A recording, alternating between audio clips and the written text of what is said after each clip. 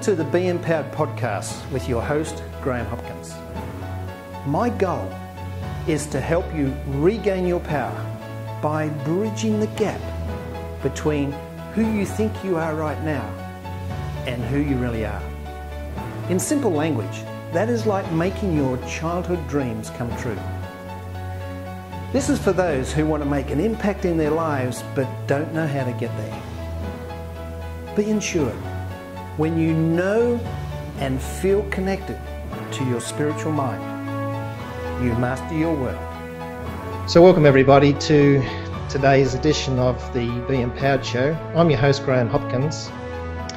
The Be Empowered Show is really a conversation about what it actually feels like to be empowered, to feel connected to your own truth as opposed to feeling somewhat disconnected to it. And today we have our guest, Phil Gosling, who, well, he'll explain. He's had a journey which has taken him from a feeling of disconnect to a feeling of connection. And Phil, I'd like to welcome you to the show. Hi, Graham. Lovely to be here. Nice to see you. So, Phil, we've already started discussing this, but can you tell me, is there a time in your life when you actually felt disconnected? And then I'd like to know how you overcame that.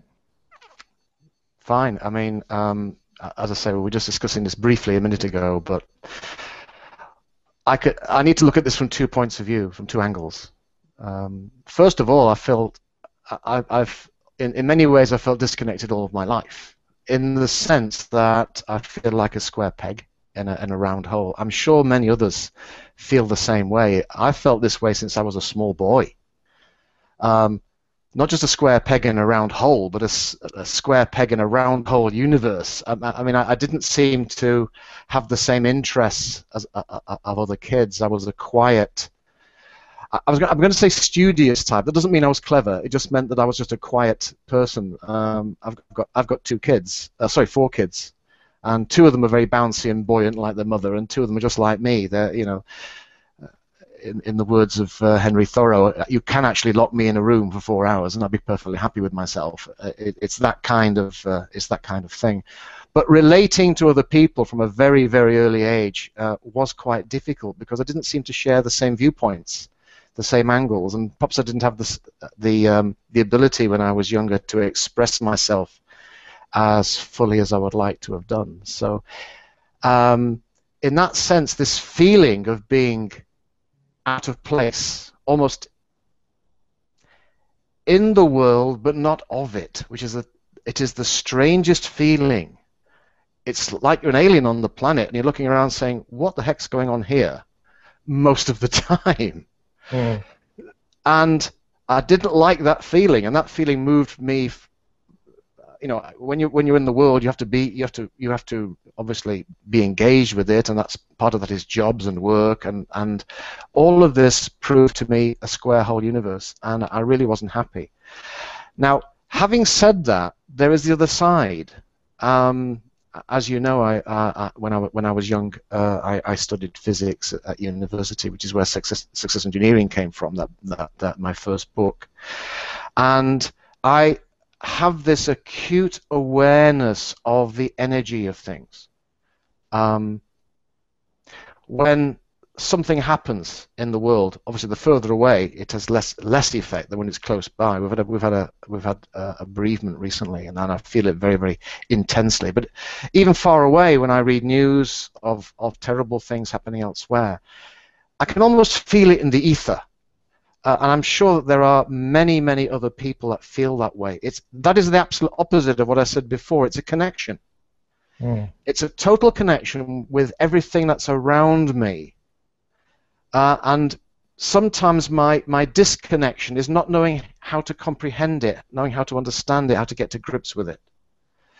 But I do feel very passionately this connection, and it's not just with the events in the world. It's with groups of people. The recent book, which is designed specifically for the over 50s, or what I call the disenfranchised elders, was to try to motivate that group of people into reconnecting with themselves in many ways, and saying to them, you've not been excluded. You think you have, but you haven't, and you have a fantastic amount to offer with a fantastic amount of ability and knowledge and understanding to bring to the table. And so that was my desire to connect with the older age group, which I decided I wanted to do. First of all, as you can see, I'm not exactly in the first flush of youth myself, but I wanted to connect with older people who did feel excluded by the fact that everywhere now is young and youthful, and you go into YouTube and there are bright young things, you know, with spiky hair talking to you, and it's great. I love kids. You know, my four kids keep me young, or youngish, and I love it. But I just felt that we were excluded from this new world, and we don't need to be, we don't have to be. And my journey, because this is what you like to talk about, Graham, and it's so apt and it's so true. But my journey was about trying to find my place in this thing, and above all, living life my way, not the way that was being thrust upon me by all kinds of things. And in many ways, the internet happened a bit too late for me, because I was trying to find this place, this route that I wanted to communicate with pre-internet. I mean, I started writing and publishing probably about 1976, which is an awful long time ago. You know, you had to brush dinosaur poo off the desk before we started work in the morning. It was that long ago, and we didn't have the benefits of the internet, and I know the internet can be the Wild West, and in many cases it is. But again, you decide where you want to be in it. And here we are. You're the other side of the world from me, and we're communicating for free, for heaven's sake, across the, I don't know, best part of 12,000 miles, I suppose, on a straight line. And apart from a little bit of video lag, it's as if you're in the office, and it's the same when I'm talking to my friends in Australia. Same thing, absolutely fantastic.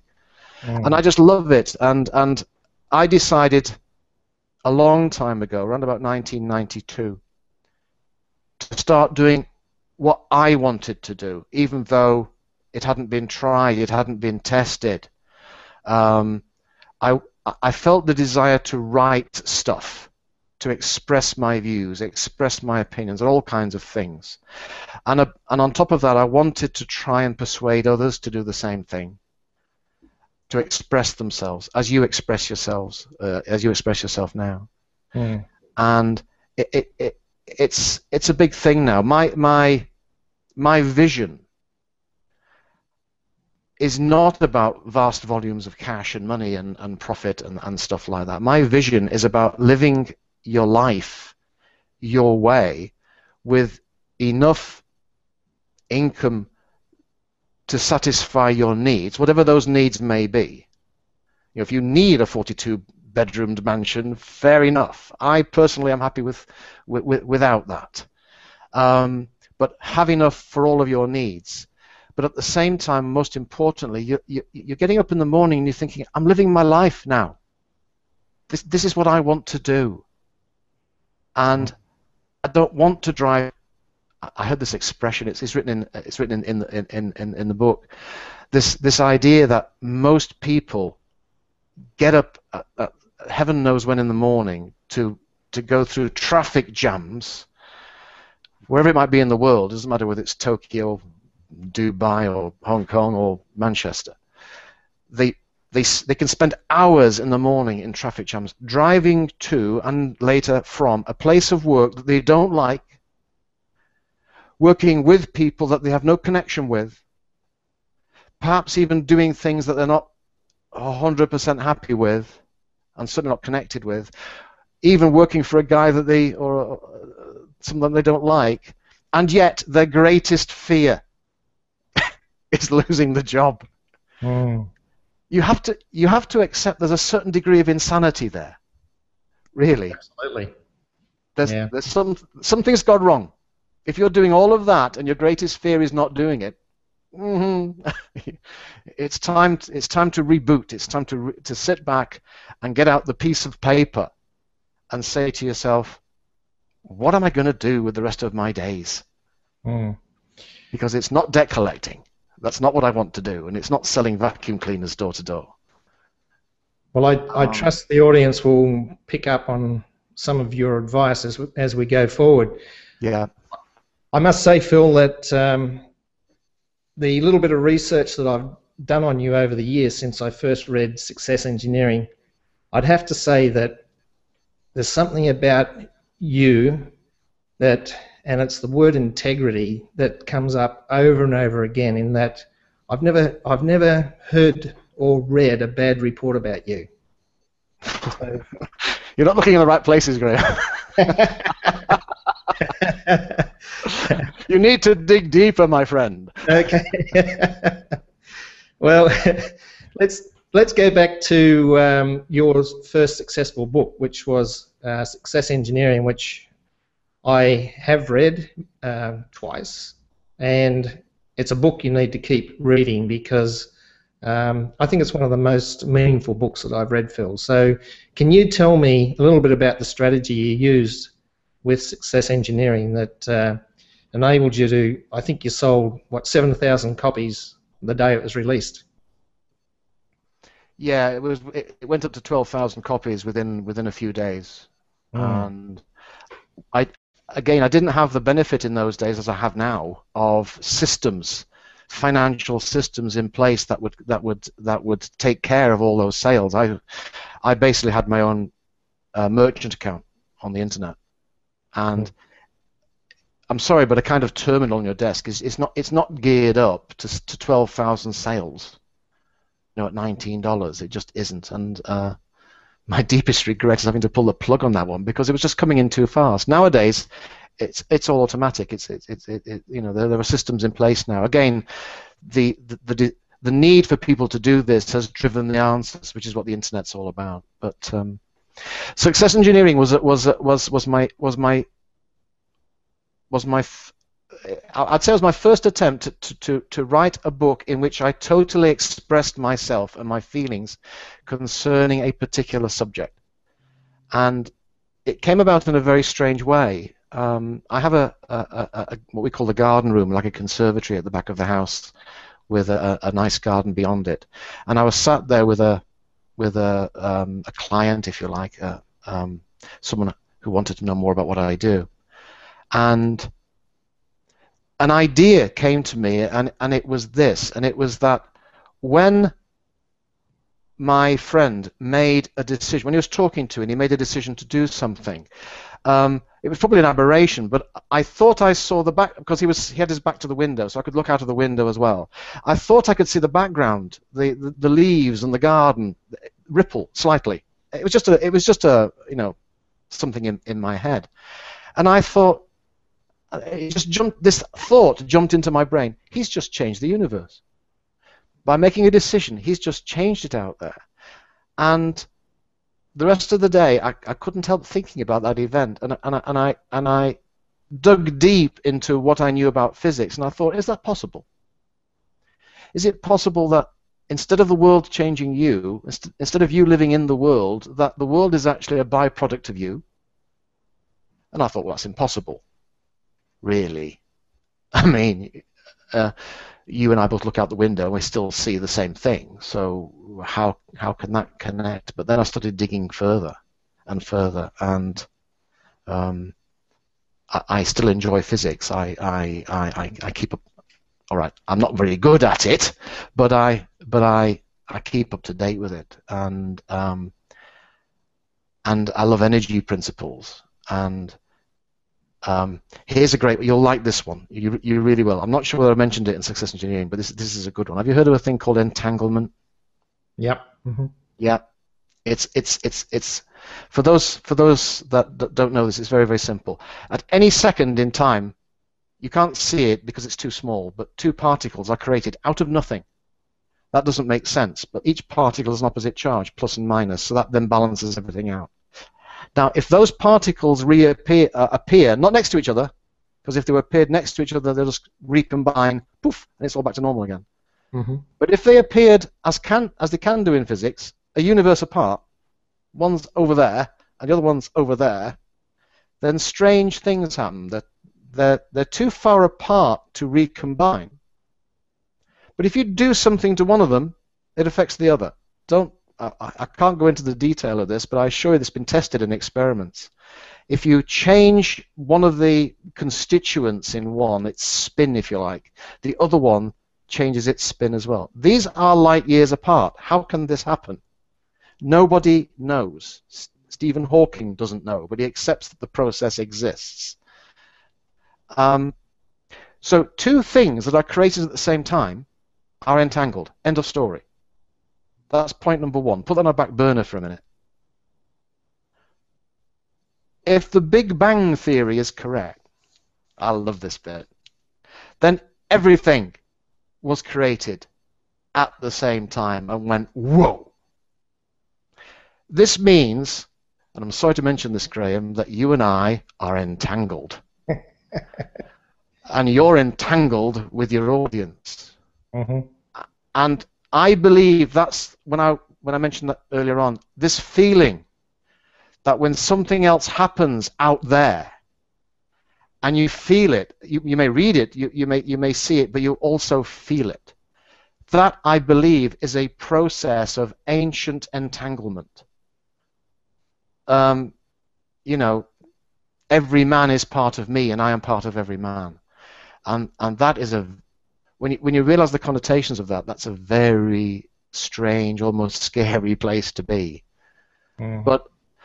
But it's when you realize that you have that connection with people, it's easier to express it. And I encourage everyone, as you do, to find out what you want to do and how you can best express yourself. And even though you might feel like a square peg in a round hole, I believe there are millions of square peg people out there who understand exactly what you're saying and would love to talk to you about the same thing. And there you can establish a dialogue with people and write books and do blogging and do all kinds of stuff, as you do your video blogging, I suppose. And that brings you an enormous feeling of satisfaction, and I do encourage people. The reason I asked that question about connection is because one of the main foundations to my belief is that we are all one and we are all connected. The only problem is that most of us don't perceive that we're connected, and that's really the basis of it. Yeah, the world has. I know exactly how you feel. I'm very fortunate. I live in the countryside, basically, insofar as Derbyshire and Cheshire in England can be considered the countryside. It's not exactly Arizona, but it's. I'm not in the middle of a city, is what I'm trying to say. And every now and again, I'll take the train. I'm not going to drive. I'll take the train to Manchester, and I find myself in a crowd which I'm not used to, and I absolutely get the feeling that everyone is walking through in their own little bubble, and they're trying not to connect with anybody else that's around them. They're on trains, they're on buses, they're walking by, and I think this overcrowding that we get enhances this notion that we're not connected, but we are. Whether we like it or not. Yeah. And so my advice is to get out into the country. You know, go and if you're in a town or in a city, it can be invigorating. It has its own energy. But I think you need to dig a bit deeper to find connections with people who themselves are walking around in little bubbles and trying not to connect. Yeah. I must be honest, when I go to America, it's not as bad as over here. Over here, if you're on a train, no one talks to anybody else. If you're in America, It's, hi, where do you come from? My name's Todd, and I come from Arizona, and whatever. And within 5 minutes, I've got his life story. Whereas if that happened in say, England, it would be a silent train journey from wherever it is to wherever you're going. It's just not. It's not something we do. I can't speak for Australia because I don't know whether it's this huge country, so I can't speak. But in Europe, it's very similar. People will talk to other people. So I think we need. I think we need to be brave enough to talk to people. Break out of ourselves. I'm a farm boy at heart because I was brought up on a farm, and when I retire, I'll be going back to a property. So I know where you're coming from, and that's one of my lifetime goals. So we'll bring that one to fruition. You will. There's no doubt about it, because arguably your intensity of thought's going to create it. That's success engineering. Exactly. You know, everything's probability, and what you're doing is you're loading the dice. Yeah. Powerful thought. It is. This is one quote that I found on one of your websites. Talks about success engineering, and it says, "Success engineering is about quantum physics and how stunning new discoveries have rewritten our understanding of how things work, and how you can take that power to make things happen in your life right now." So I remember when I read your book, Phil, and you talked about the blue butterfly, how things can manifest if you focus your mind on them and have intent. And I remember telling my wife, and she considered it, and we were playing around with it, and to her surprise, she opened something up and there was a blue butterfly. She couldn't believe it. But I don't think she really went on with it, but it was such a great experience. So can you tell us a bit more about that?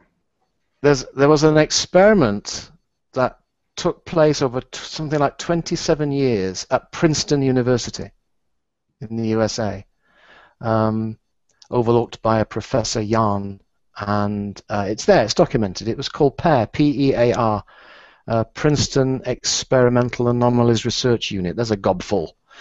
And if you check that out on the internet, you will find its findings. And what it was trying to do, it was a thought that a student came up with a long time ago, because he's a rocket scientist. So what he's doing, messing about with this kind of stuff, nobody knows. But he was interested, and because he's an experimentalist. And what they wanted to try and check was that, is it possible to change what a machine does by thinking about it? No connection, no wires, no, for example, is it possible for me to change what happens on this computer by thinking about it? It's only electrons. And this is what they tried to do an experiment in.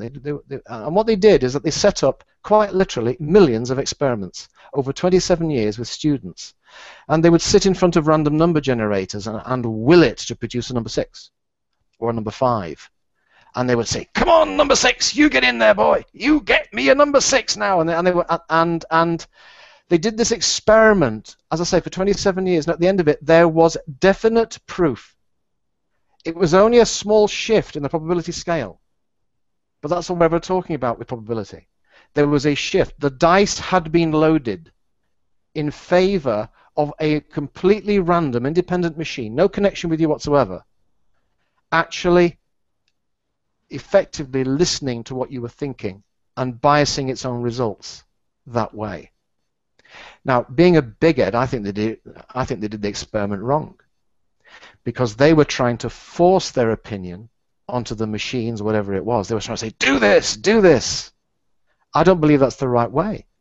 I believe that if they got the same, if we rerun the experiment for the next 27 years, and everybody there just had a quiet understanding, a confidence that number 6 was going to turn up. No forcing, no, you will do this.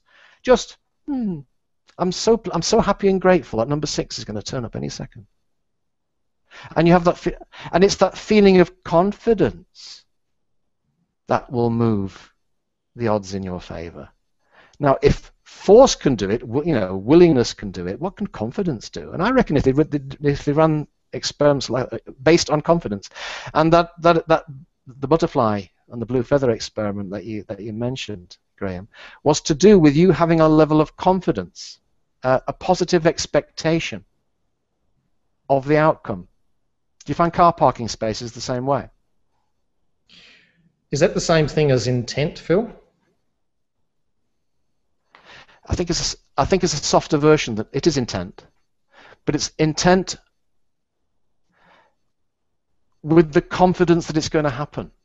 A kind of you can say, I intend to do this, and bring a force of will into it and do it, which is fine.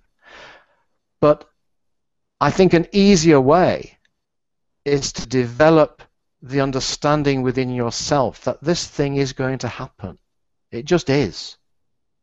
And I will go through the process of making it happen. It's a different slant. It's a different viewpoint.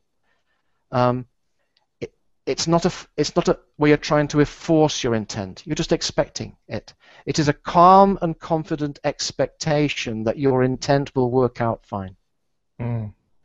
And I believe, and I've got this physics to back it up, I believe that trips the dice of the universe, if you like, into favoring your outcome and your intent above millions of others. That's my view. So you had success with this ebook, Success Engineering, and correct me if I'm wrong, but I think you made $12,000 in 2 weeks, and it's still selling. So, I mean, this is 10 years ago plus. Yeah. That's a lot of money in those days, yeah? It was. So your, let's call it intent. Your intent was then to share this with others, and you created the Ebook University. Can you tell us a little bit about that? Well, when I first published Success Engineering, which was the first really, really big seller. I mean, I had done courses and stuff before that. It wasn't but it was my first ever standalone book. It was based on a hunch, and that hunch was not so much in the creation of the book, but in the marketing of it. When I saw, I mean, let's face it, the internet, not the internet, but the World Wide Web as we know it was only invented in 1992. So even in 2000, it was still in the early cowboy days. When spam ruled the earth, and still does apparently. No, I had this idea that the publishing model that people were using was wrong. And my view was this. The internet consists of, or the World Wide Web consists of now probably billions, not millions, but billions of websites out there. And all of those can be split into one of three categories. Commercial, private, i.e., here's my family and whatever, yeah, or inspirational. Yours is a perfect example of an inspirational one. There's another one, organizational, government.com or schools.com or whatever. These are things. It was the commercial and inspirational ones that struck me as being interesting, because they all need to have new content every week, and if it's a commercial site, they need to have new products. They can't just be a one-product website. And my view is quite simply this. I regarded myself, and to a certain extent still do, as not a writer. I'm a product creator. I create written digital products that other websites can use to help them. If you like, it's the traditional terrestrial model. A writer writes, a publisher designs, prints, and advertises, but a retailer does the selling. And the idea of me trying to sell to 20,000 individuals didn't make sense. It means setting up huge systems and creating new blogs and websites and stuff and trying to encourage 20 million people to hit my list and whatever. And no, my view was, if there's a guy out there, I don't know, if I'd written a diet book, and there were diet sites out there who each individually had 100,000 people going to that site. Rather than trying to offer my book to 100,000 people, why don't I just offer it to the guy that runs the site? And that was how that book took off. Because I did it the terrestrial way, but on the internet. I found someone to be the product champion. This is what I'm doing with I've been doing it ever since. And the Ebook University really was my desire to say to people, look, to create a book and to sell it on the internet is no more difficult than learning to ride a bike. You just need to know certain principles and just do it. But where people get hung up on, and I've seen this so many times, is once the book is done and they've got to pay a web page perhaps. I mean, don't put it on Kindle. That's another story altogether. But do put it on Kindle, but don't expect miracles. You need to promote it. You need to tell people it's there. And it's tricky. But it's only tricky because people are doing it the wrong way.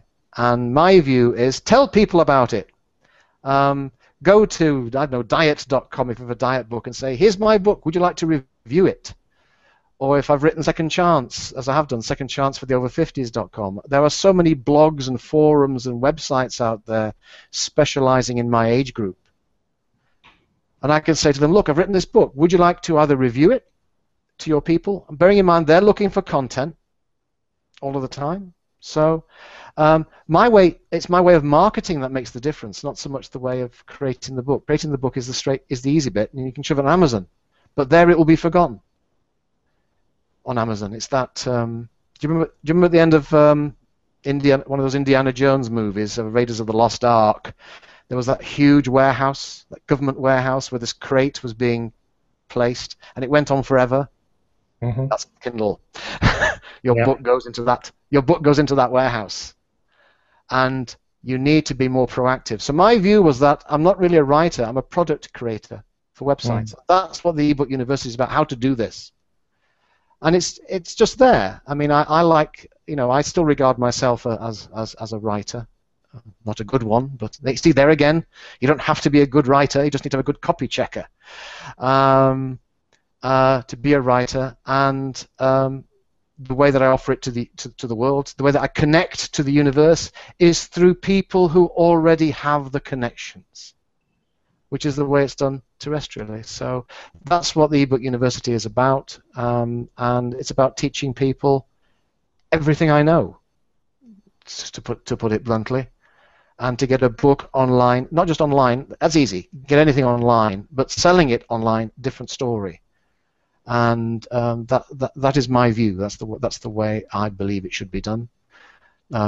People try to sidetrack it in various ways, or we'll do adverts, or we'll do this, or we'll do the other. So I've got a very, very clear vision of how I want to connect to people. And sometimes you connect to people through other people, and that's no, you always connect to people through other people, and it's the same process.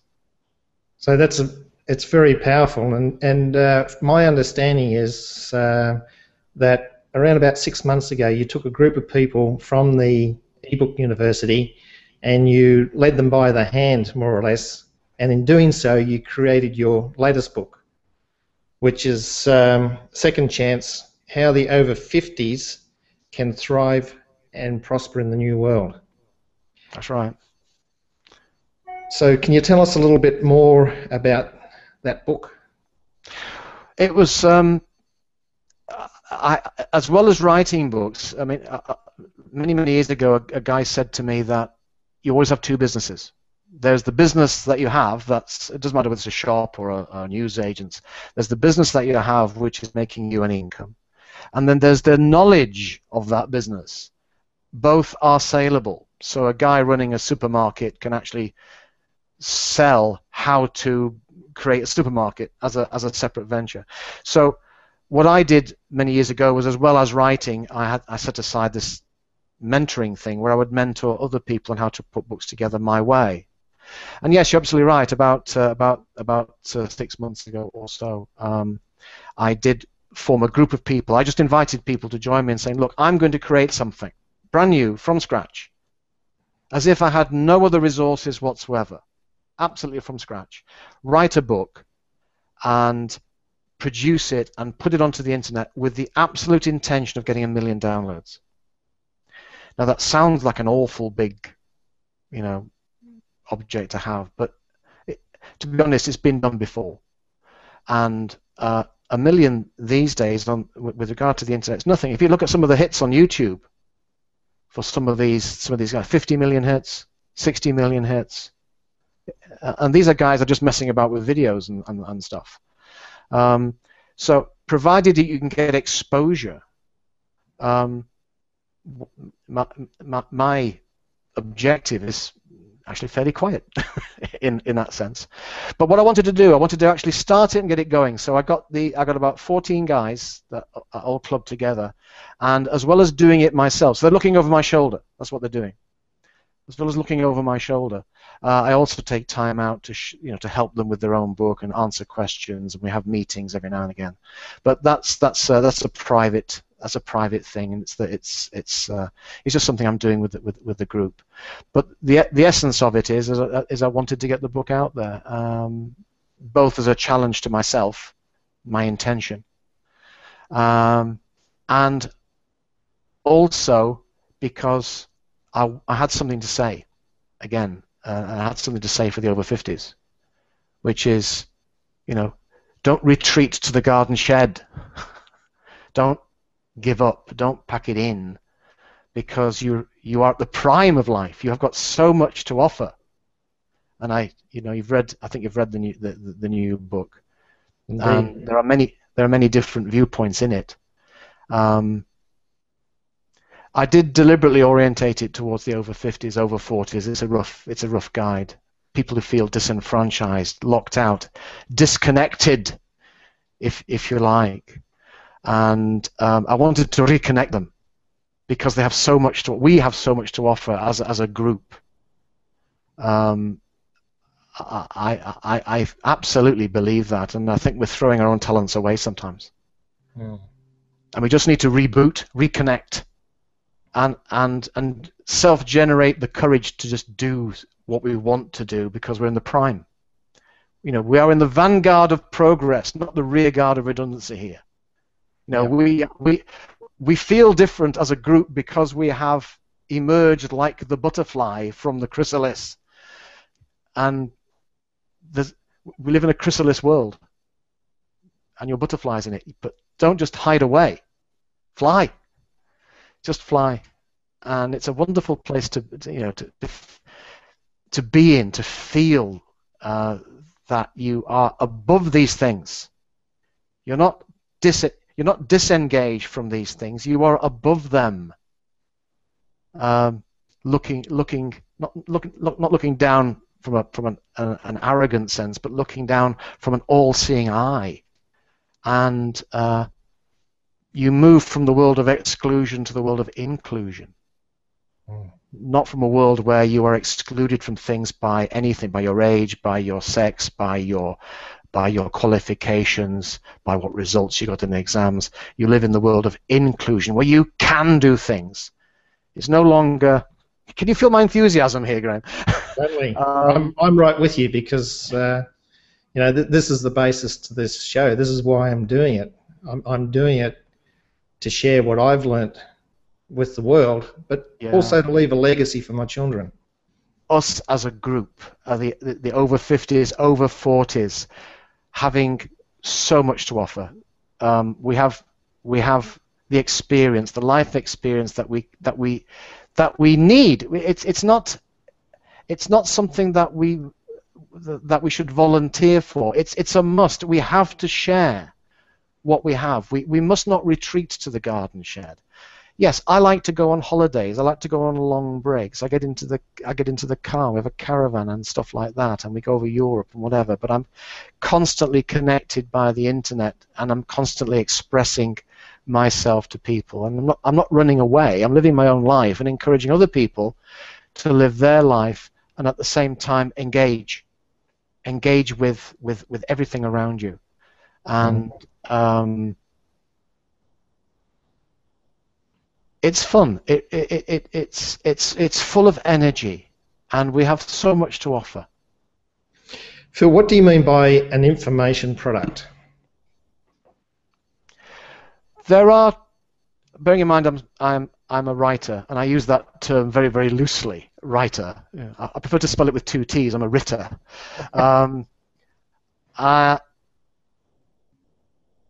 Any kind of information product is effectively a how-to book. What's how-to information?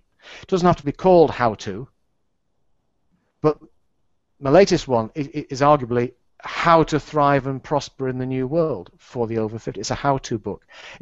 That's what I mean by an informational book. Now, this is where I'm glad you raised this, Graham, because I've been having discussions about this with various people. There are 3 kinds of publishing out there at the moment. Forget terrestrial. But there's what's called indie publishing, independent publishers. These are people writing novels and putting it on Kindle. That's one aspect of publishing. I'm not involved in that. I don't do novels. I have written one, but it's sort of upstairs somewhere. I've not actually published it as such. And there are a group of people called internet marketers who constantly push gadgets and programs for. Some of them are very good. I mean, you know, new bits of software for doing this, new bits of software for doing that. And I listen to these guys because when they come up with something new, I look at it and if they say use Google Plus, then I'll use Google Plus, things like that. But I'm in a slightly different world called information publishing, and it's the idea of helping people with a problem. And the nice thing is that when you write a book about a problem, it doesn't have to be a solution to the problem. It just needs to address the problem and offer, if only partial solutions, anything that can help people. You know, for example, I used to suffer from migraine. Now, I've not discovered a migraine cure. I haven't. It just went away. Perhaps because it went away because I was more connected, because I was doing what I wanted to do rather than forcing this square peg into yet another round hole, and the edges coming off was giving me migraine. Changing your lifestyle, but I don't know how to cure migraine other than taking a couple of tablets.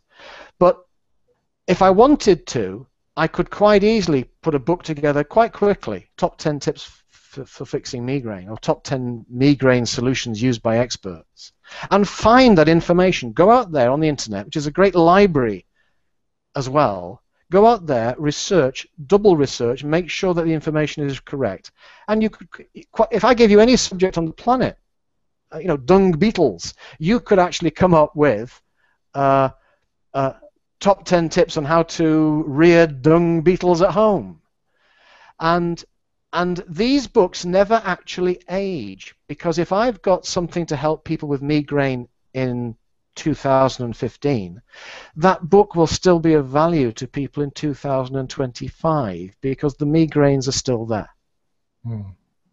And so I like to use, when I say I'm a producer of information products, they're written information products. They are books, they're ebooks, and they offer solutions or partial solutions to problems. That is a very, very big market. Oddly enough, it's not a market that Kindle really specialises in. They do have how-to books on Kindle, but it's not really what Kindle's built for. It's built more for people that want to tell stories and write stories. Information publishing, if you like, here is a group of people with a problem, and I can find solutions or partial solutions, or at least help for that problem. If I write something about it, they will read it. And if they like it, they like it. If they don't like it, they don't like it. But even so, it was written with good intent. So that's what I mean by an information product. Does that make sense? Yeah, totally. So the other students that walked through the last 6 months with you and wrote their own ebooks, how have they done? Well, I left them. I mean, some of their ebooks are I mean, ebooks can be long or short. You know, my latest was got 58,000 words in it. It's a proper thing. It's not just 10 top tips. But approximately half of them have now got ebooks ready and on the internet, and are in the process of marketing them to their particular sectors, to their particular fields, because you deal in niches. on the market. I appreciate that over 50 is a heck of a big niche, but in some cases they're dealing with particular aspects such as stress, heart problems. One of our people recovered from a major heart problem by querying what the doctors were telling him. I know this sounds a bit whoa, but he did actually query what the doctors were telling him, and effectively investigated the subject himself. And it would be wrong to say self-healed, but his intent was to get better. And when he realized that one particular avenue wasn't working for him, he found other avenues. And he did it, and he did it extraordinarily well. And so that's a powerful book,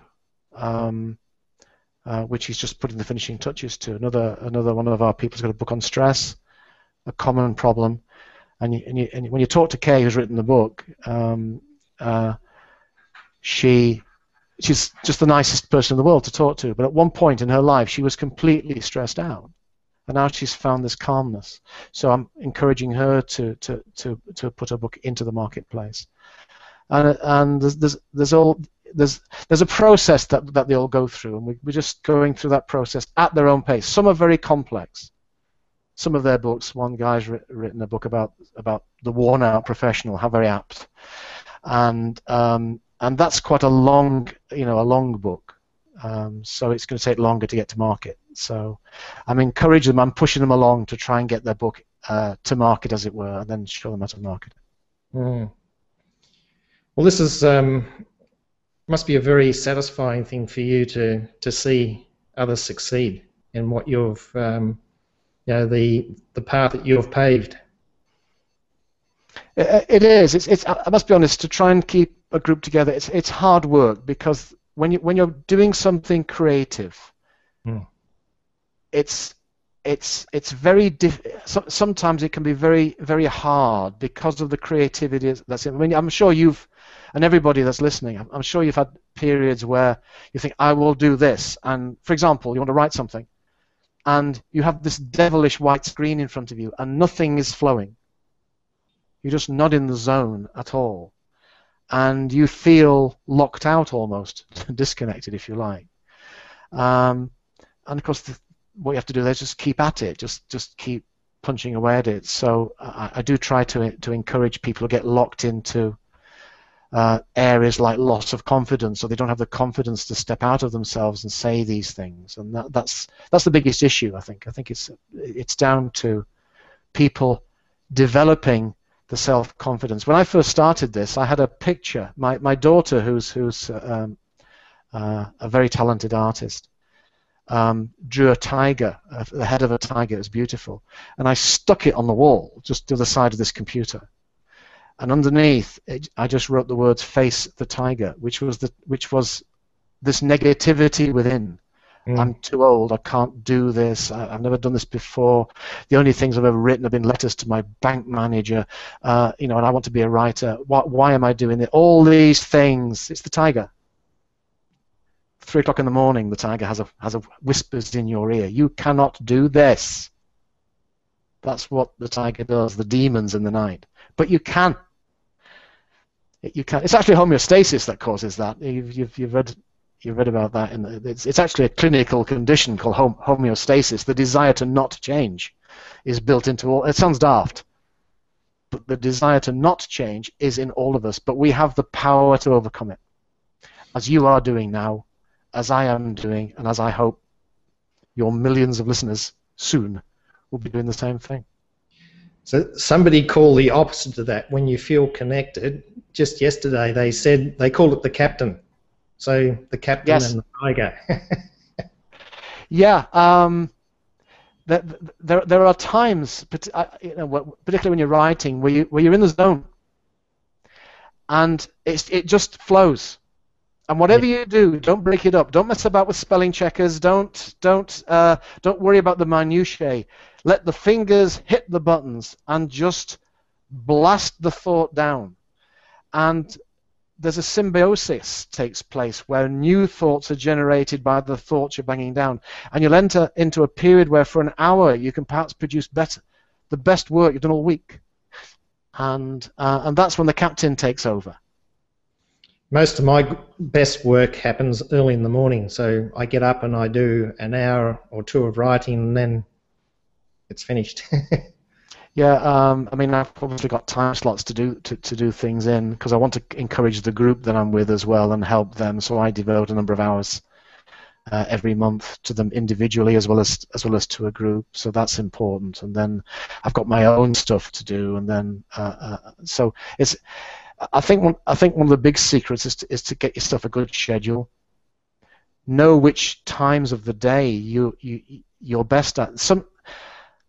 Sometimes you're very creative, and that might be first thing in the morning, as it is with you. For me, it's actually last thing at night. So it's the other way around. Mind you, we are opposite sides of the planet, so it might actually be the same time. We don't know about it. But there are times when I just feel like doing something tinkery. So I'll have a slot where I've just got to put some fine touches onto this, or I've just got to move that web page around a bit, or I've got to just change the copyright on this, or whatever it might be. They're called tinkery jobs. So I have time slots for tinkery jobs where I don't really need to concentrate like a madman. And then there are other times when it just flows. And if suddenly I feel flowy, bang, I'm in there, and I'll just stop everything and do it. And it's a question of compartmentalizing things. So you find your own way. Phil, I just want to share a couple of testimonials from your last book. One says, another wonderful, remarkable, inspirational read from this talented, durable author. And another one, truly inspirational, hope, motivation, and a detailed map of how to make your dreams a reality. So, yeah, I didn't pay them a lot for that. No? So tell me, where can people find this book, The Second Chance? Okay. The actual domain name is called secondchancefortheover50s.com. That's all one word. Just Second Chance for the Over 50s. 50 is 50 as a number with an S on the end. Although I have also recorded or got the domain for the 150s in letters. So you should get that. In fact, if you just type in Second Chance for the Over 50s as it is into Google, you'll probably find it anyway. And the actual title of the book, it's also on Amazon, but the actual title, the correct title of the book is Second Chance: How the Over 50s Can Thrive and Prosper in the New World. And I've just moved into this. This is fairly recently. I've just moved into this area of if you like, the maturer mind. I've started a new blog, FogeyNet, which is just about older people with attitude. Really, it boils down to whatever we like on the internet, or whatever comments or information we find on the internet. I'll put it into that blog, and I'm just trying to encourage activity and new think amongst amongst our generation, because I think we have an awful lot to offer. So Phil, I'd like to finish off by posing this to you. I've heard you say that people can make big money whilst they sleep by just doing it correctly and writing an ebook. In fact, I read one of the testimonials that said that he took your advice and he made in the order of £74,000. Are people really making this type of money? Oh, that's peanuts. Quite frankly, I'm only playing at it. The problem that I have, and I'm almost regretting putting that amount of money in. I mean, it was a genuine testimonial that I got, and there are guys that have set up I've got guys on my list who have set up web businesses, and they are living quite happily off that business. The idea of earning money in your sleep is to not sell your own time. For example, if I'm doing coaching or mentoring or whatever, I'm selling my own time, And there's only 24 hours in a day, so there's a limit to what you can earn. Even if you're earning £1 million an hour, there is still a limit to what you can earn in 24 hours.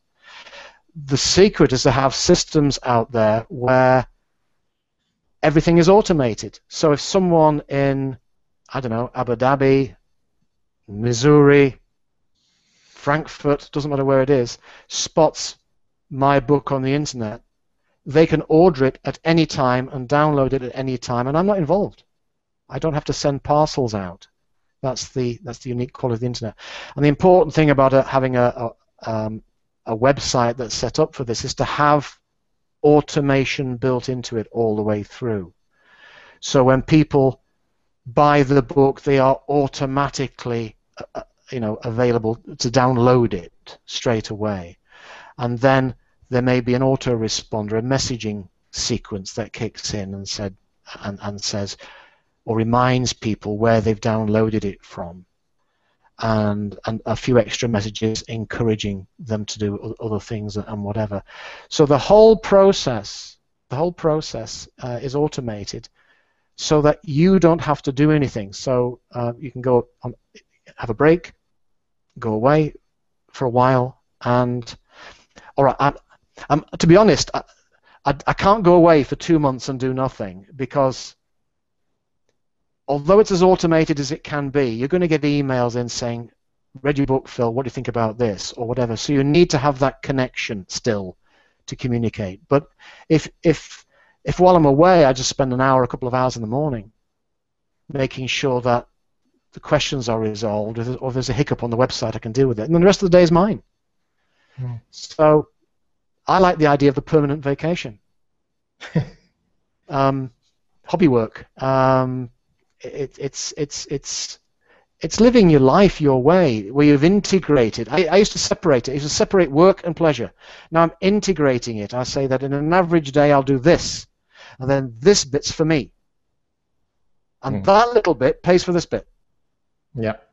And the way to achieve that is not sell your own time, but to sell things that are automated. And I remember at one point, Success Engineering, if you put Success Engineering into Google at one point, it drilled down 192 pages. And that was other people offering it on their websites. And that's automation. That's one of the reasons why it's ticked over, for the last 10 years, despite my doing nothing to really promote it. It's just ticked over because it's been on other people's websites and they have mentioned it to people. It's a form of viral marketing. But instead of 2 people talking to 4, talking to 8, talking to 16, it's actually on websites and people see it and talk about it. And that's how you set up an ebook properly. You can see that's not how Kindle works. Kindle is a different process, and it's not what I do. I'm sorry, but if you put a book on Kindle in 2004 and did nothing with it, I doubt it would be selling to this day. But a book done with automated systems works for you 24 hours a day whilst you're asleep, and that's the way it is. And welcome to the bright new world. Thanks, Phil.